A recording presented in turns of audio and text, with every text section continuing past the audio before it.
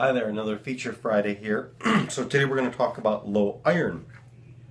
So your doctor's talked to you about you have low iron, your blood work has come back, or you feel tired and you're considering that you might have low iron.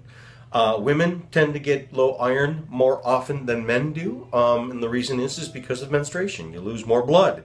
So that's one factor. So even true in men, which is if we're losing iron in the blood, it is either because one, we're losing too much blood, or something's eating the blood. So a lot of one of the underlying factor, and then there's a third case which I'm going to bring up in terms of the iron that we got way long time ago that is clogging up our liver. So let's go back to, first and foremost, you're bleeding too much. You've got a bleeding diathesis, meaning you're bleeding too much when you're menstruating. Or you've got some bleeding in the gut because of some sort of gut problem, okay? 2 would be a bacterial infection or a parasitic infection or something like that. Something's eating your blood.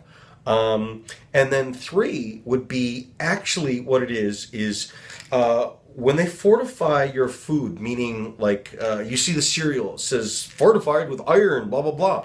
Well, what that is, that's an inorganic form of iron called, well, let me get this right. It's called ferrous fumarate, okay? Now, this is a trick you can do to show what it is and really should it be in your body. You can take cornflakes and put them in a blender, just dry, and zip them up until they turn into a powder.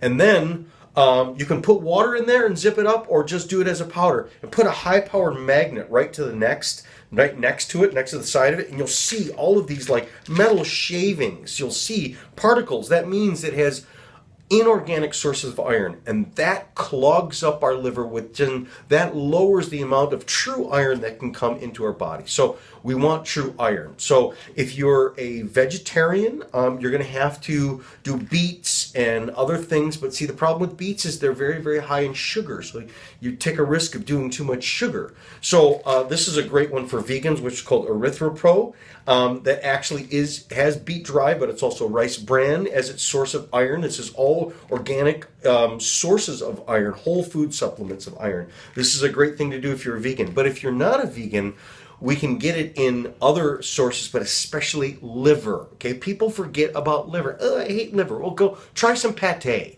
Try like some goose liver pâté. Get the expensive stuff, get the tasty stuff. Most people who even say they don't like liver, they'll eat it and they go, it's actually pretty good. And more sources of that. There's no higher source of getting it into the bloodstream and getting it than actually liver and organ meats like that. So start pumping up your iron and do it with real live source nutrients, because most of the time we got in the trouble with low iron is because we're clogged with bad iron. We're clogged with the imposter iron. The body goes, I don't know what to do with this and I'm jammed up. So clean out, put the real stuff in, no imposters, okay? Till next time, bye-bye.